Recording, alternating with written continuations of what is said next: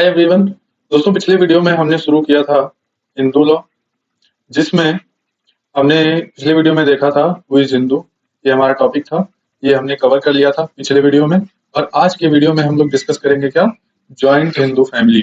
Joint Hindu family क्या होती है, और आने वाले कुछ वीडियोस में हम लोग डिस्कस करेंगे कोपासनरी क्या होती है, सर्वाइवरशिप क्या होती है, और उसके बाद डायरेक्ट हम लोग HSA that is Hindu succession act पे शिफ्ट कर जाएंगे। ठीक है, सो दोस्तों शुरू करते हैं जॉइंट हिंदू फैमिली आज के इस वीडियो में।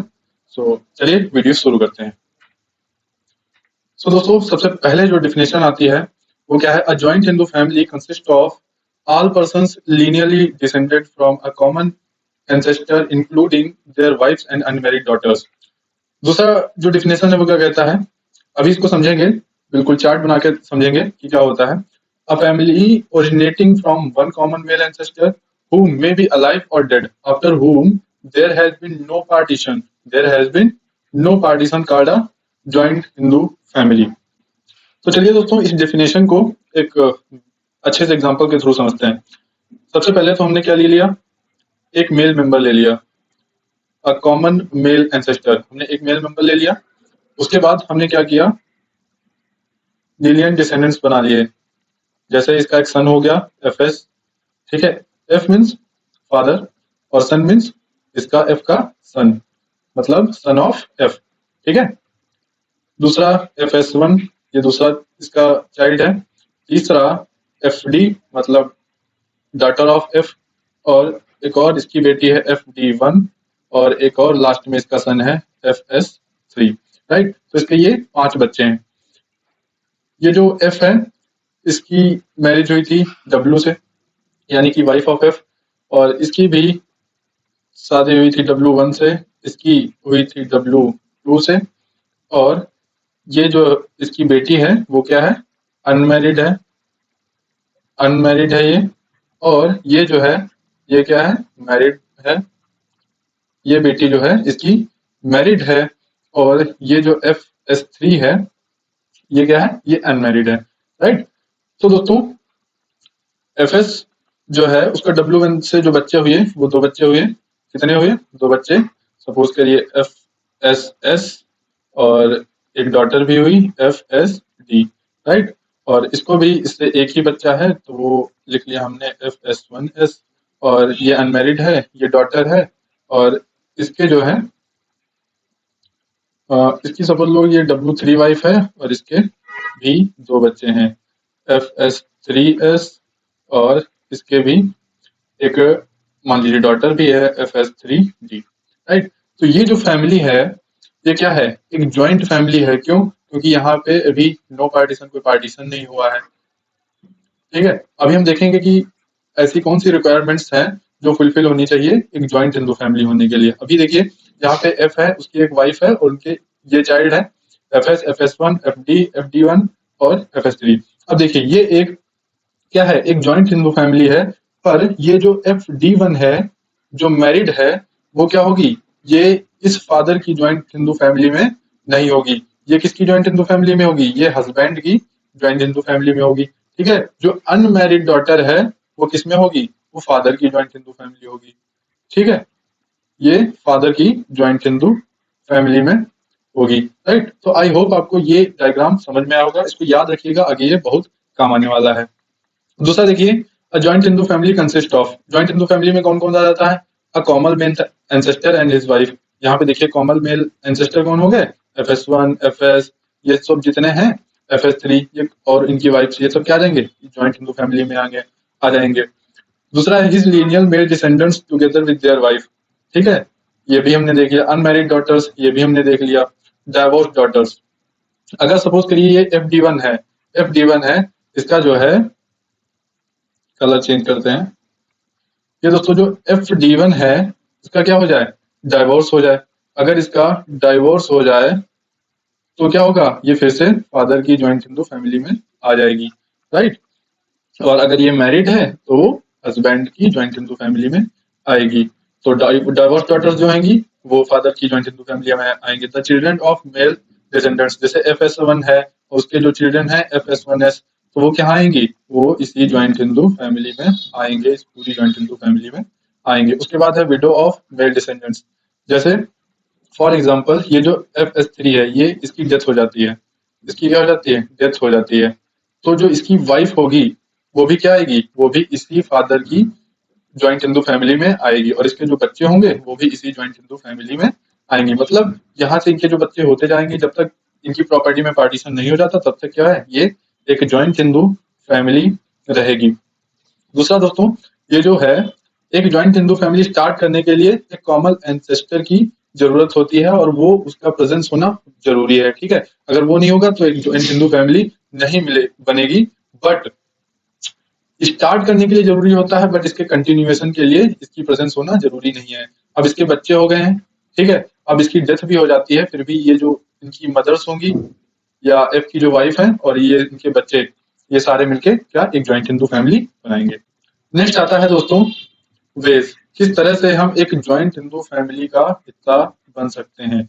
तो दोस्तों, जॉइंट हिंदू फैमिली का हिस्सा बनने के लिए या तो उसी फैमिली में आपको बर्थ लेना पड़ेगा बाय बर्थ, ठीक है, ये इजी है, समझ में आ गया। बाय मैरिज, या तो जैसे ये हमने क्या दिखा था अभी, एफ था, इसके दो बच्चे हैं, एफ एस 1, ठीक है, अभी ये जॉइंट हिंदू फैमिली है। पर एफएस की जब शादी हो जाएगी डब्ल्यू से, तो जो डब्ल्यू होगी वो भी तो इसी जॉइंट हिंदू फैमिली में आ जाएगी, राइट, किसकी, एफ की जॉइंट हिंदू फैमिली में आ जाएगी। तो बाय मैरिज हम हिस्सा बन सकते हैं, बाय अडॉप्शन, फॉर एग्जाम्पल यहाँ इनके दो बच्चे थे एफ के, ठीक है, अब एफ ने क्या किया, एक और बच्चा जो है उसने क्या किया, अडॉप्ट कर लिया, FS2। अब जो ये अडॉप्टेड चाइल्ड है, फ्रॉम द डेट ही अडॉप्टेड हिम, मतलब FS2 को जिस डेट से, फॉर एग्जाम्पल 2/2/24 को इसने अडॉप्ट किया इस FS2 को, ठीक है, तो आज से ही ये जो है इसी डेट से FS2 जो है इस जॉइंट हिंदू फैमिली का हिस्सा बन जाएगा, राइट। लिखा है adopted children become member of joint Hindu family from the date of adoption, मतलब जिस दिन इसने अडॉप्ट किया एफ ने FS2 को, उसी दिन से ये एफ की जॉइंट हिंदू फैमिली का हिस्सा बन जाएगा। तो बाई अडॉप्शन भी हम जॉइंट हिंदू फैमिली का हिस्सा हो जाते हैं। उसके बाद डॉटर्स के बारे में क्या है, अगर डॉटर मैरिड है, ठीक है, तो वो हस्बैंड की जॉइंट हिंदू फैमिली में आएगी, ये मैं बता चुका हूँ। अगर अनमैरिड है तो वो फादर की जॉइंट हिंदू फैमिली में आएगी। नेक्स्ट दोस्तों आता है requirements of joint Hindu family. पहला तो कॉमन प्लेस ऑफ वर्शिप, अगर कोई ये घर है, ठीक है, यहाँ पे इनका किचन है, तो जितने भी पर्सन है, एफ एस ये जितने भी आ रहे हैं पर्सन, उनका सब जो है पूजा वाला जो प्लेस है वो कॉमन है, ठीक है। कॉमन शेल्टर, ये आप समझ गए होंगे, कॉमन प्रॉपर्टी, प्रॉपर्टी कॉमन है, सब एक ही घर में रहते हैं, ठीक है। ये सारे होना इसेंशियल नहीं है, पर अगर होंगे तो वो ज्वाइंट हिंदू फैमिली होगी। कॉमन प्रॉपर्टी यहाँ पे होगा कॉमन किचन, कर लीजिए आप, क्या होगा ये, कॉमन किचन, राइट। तो ये जो कॉमन किचन होगा, तो इतनी अगर चीजें होंगी तो हम एक फैमिली को क्या कहेंगे, एक जॉइंट हिंदू फैमिली कहेंगे। लेकिन फिर से मैं बता रहा हूँ, ये सब इसेंशियल नहीं है कि होना ही चाहिए। For example common place of worship नहीं है, इतनी चीजें हैं, तब भी हम कहेंगे कि वो ज्वाइंट हिंदू फैमिली है। ज्वाइंट हिंदू फैमिली कब नहीं होगा, जब इनका पार्टीशन हो जाएगा। पार्टीशन हो जाएगा, फॉर एग्जाम्पल जैसे ये एफ है, ठीक है, इसके दो बच्चे हैं, FS और FS1, राइट, और इसकी वाइफ है डब्ल्यू, इसकी वाइफ है W2, इसकी W1 है, इसकी W2 है, और इसकी W, ठीक है। तो ये लोग एक क्या है, एक ज्वाइंट हिंदू फैमिली है। क्यों, अभी एक इनके पास सेम प्रॉपर्टी है, उसकी पार्टीशन नहीं हुआ है। तो द मोमेंट इनका पार्टीशन हो जाता है, जैसे एफ की डेथ हो गई, डब्ल्यू की भी डेथ हो गई, अब इन दोनों का पार्टीशन हो गया, अब ये दोनों एक जगह पे नहीं रहते हैं, FS अलग कहीं रहने चला गया, प्रॉपर्टी जो है वो सक्सेशन के थ्रू इनको मिल गई, ठीक है। FS अपनी वाइफ के साथ कहीं और रह रहा है, FS1 कहीं और रह रहा है, ठीक है।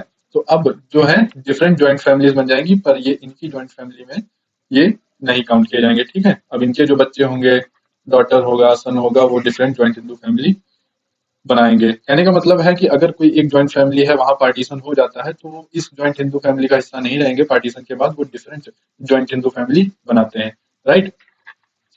उसके बाद दोस्तों ये केस आता है श्रीनिवास वर्सेस CIT 1962। इसमें कहा गया था, it was held that the child in the वॉर्म, मतलब जो बच्चा है वो भी जो मदर है उसके वॉर्म में है, ठीक है, मतलब पेट में है अभी बच्चा, till it is born is not a member of Hindu joint family for taxation purposes, but it is treated as in existence for certain purposes under the Hindu law। दोस्तों ये कहना क्या चाहता है, फॉर एग्जाम्पल ये W है, ठीक है, इसका हस्बैंड कौन है, एफ है, राइट। अब इसका जो बच्चा है वो अभी इसकी पेट में है, ठीक है, अभी वो पैदा नहीं हुआ बट कंसीव हो चुका है, ठीक है। तो फॉर टैक्सेशन पर्पजेज ये जो बच्चा है वो अभी ज्वाइंट हिंदू फैमिली का हिस्सा नहीं माना जाएगा, कब, for the purpose of taxation, right, for the purpose of taxation. But other जहां पे हिंदू लॉ की बात आएगी, अदर जगहों पर एक्सेप्ट टैक्सेशन, वहां पे ये जो बच्चा होगा जो भी मदर्स फॉर्म में है, ठीक है, वो क्या होगा, वो ज्वाइंट हिंदू फैमिली का हिस्सा होगा। दोस्तों इसी के साथ हमें एक दूसरी कंडीशन भी देखनी चाहिए, जैसे फॉर एग्जांपल ये कोई पर्सन ए है, ठीक है, इसका एक ब्रदर है ए बी, मतलब ए का ब्रदर, इसकी किससे शादी हो रखी है, डब्ल्यू से शादी हो रखी है, तो डब्ल्यू वन से शादी हो रखी है। और एक दूसरा है ब्रदर इसका ए बी वन, उसकी किससे शादी हो रखी है, डब्ल्यू टू से शादी हो रखी है, ठीक है। अब दोस्तों for example A B one जो है उसकी डेथ हो जाती है, इसकी क्या हो जाती है, डेथ हो जाती है, और यहाँ पे जो ए बी है उसकी भी क्या हो जाती है, डेथ हो जाती है। इसका मतलब क्या होता है, ये जो हम बंद कर देते हैं, बड़ा ब्रैकेट लगा देते हैं, इसका मतलब कि उसकी डेथ हो गई है, ठीक है। तो इन दोनों की डेथ हो जाती है, तो क्या ए डब्ल्यू टू और डब्ल्यू वन मिलके कोई ज्वाइंट फैमिली बनाती हैं, क्या ए डब्ल्यू वन और डब्ल्यू टू मिलके ज्वाइंट हिंदू फैमिली बनाएंगे, ये क्वेश्चन है। तो दोस्तों ये ज्वाइंट हिंदू फैमिली बनाएंगे, क्यों बनाएंगे, क्योंकि जब तक इनके पास कैपेसिटी रहेगी एक हिंदू मेल मेंबर ऐड करने की, ठीक है, तब तक वो इस ज्वाइंट हिंदू फैमिली का हिस्सा रहेंगे, ठीक है। फॉर एग्जाम्पल यहाँ पे ए जो है, ए की भी डेथ हो जाती है, ए इज ऑल्सो नो मोर, इसकी भी डेथ हो गई। अब तो क्या हो गया, क्या डब्ल्यू वन और डब्ल्यू टू मिलकर ज्वाइंट हिंदू फैमिली बनाएंगे,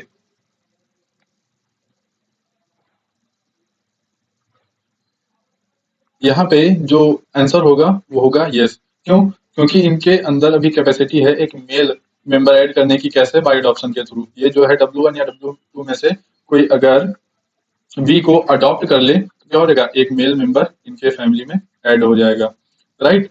और ये अगर सपोज करिए यहाँ पे इसको एक डॉटर था, जो ये था ए बी वन, इसको एक डॉटर भी था, ठीक है। तो ए की डेथ हो गई, ए बी वन की डेथ हो गई, ए बी टू की डेथ हो गई, ठीक है। तो क्या यहाँ पे डब्ल्यू वन डब्ल्यू टू और ये डॉटर मिलकर ज्वाइंट हिंदू फैमिली बनाएंगे, तो द आंसर इज यस। क्यों, क्योंकि यहाँ पे भी डॉटर है या डब्ल्यू वन है, कोई भी एक ज्वाइंट हिंदू फैमिली में मेल मेंबर ऐड कर सकती है। डॉटर कैसे ऐड करेगी, वो भी अडॉप्शन के थ्रू करेगी, मैरिज के थ्रू नहीं, ठीक है। तो अडॉप्ट करेंगी तब भी ज्वाइंट हिंदू फैमिली। तो ये कुछ कंडीशंस थी जो आपको ध्यान रखना है। नेक्स्ट आ रहा है incidents of joint Hindu family.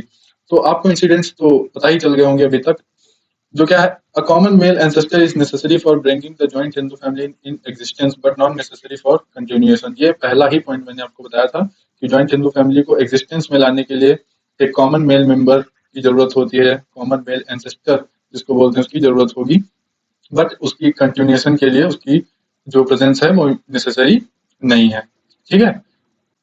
दोस्तों दूसरा है can't be created by agreement.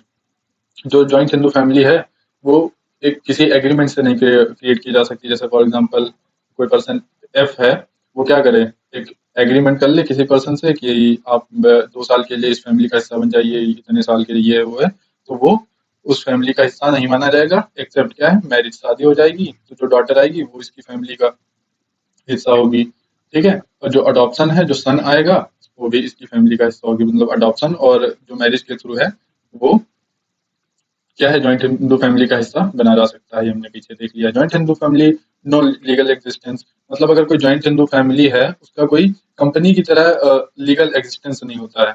क्यों, क्योंकि वो अब कभी आपने ये ऐसा सुना ही नहीं होगा कि joint Hindu family versus X Y Z, ऐसा कुछ नहीं होता है, ठीक है। तो जॉइंट हिंदू फैमिली ना ही किसी के ऊपर केस कर सकती, ना ही जॉइंट हिंदू फैमिली के ऊपर केस किया जा सकता है।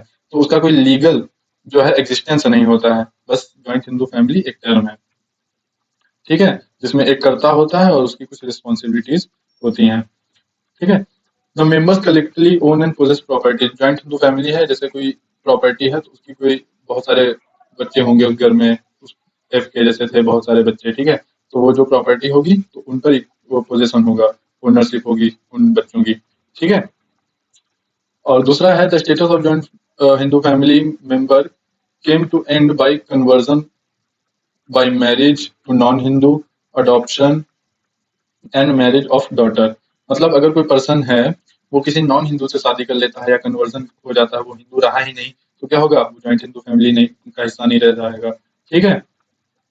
और मैरिज ऑफ अ डॉटर, ये हमने पढ़ा था कि अगर किसी लड़की की शादी हो जाती है तो उस फैमिली का हिस्सा नहीं बन पाती है। All members no equal rights in the joint family property. यहाँ पे जो है पोजीशन तो सारे जो बच्चे होंगे एफ के वो एंजॉय करेंगे, पर सबका इक्वल हिस्सा हो ऐसा कुछ कहा नहीं जा सकता, हो भी सकता है नहीं भी हो सकता है, राइट। तो ये हो सकता है। उसके बाद on partition different joint families came into existence, ये मैंने बता दिया है आपको। जैसे एफ के दो बच्चे हैं, ठीक है, एफ एस और एफ एस वन। तो अभी क्या है, ये पूरी एक जॉइंट हिंदू फैमिली है, पर जैसे ही एफ की डेथ हो गई, इनके बीच पार्टीशन हो गया, तो क्या होगा, एफ एस और एफ एस वन इनके बीच पार्टीशन हो गया, तो अब ये अपनी अलग जॉइंट हिंदू फैमिली बनाएंगे, इनके बच्चे होंगे, फिर ऐसे ही आगे बढ़ता जाएगा और ऐसे ही इनका आगे बढ़ता जाएगा, ठीक है। तो आई होप ये आपको समझ में आया होगा। सो दोस्तों, thank you for watching the video. अगर आपको कोई डाउट है तो आप कमेंट करके पूछ सकते हैं, या इन सोशल मीडिया प्लेटफॉर्म्स पे मिलके भी पूछ सकते हैं। अगर कोई क्वेरी है सॉल्व करने की पूरी कोशिश की जाएगी। सो मिलते हैं दोस्तों नेक्स्ट वीडियो में। Till then keep learning, bye bye.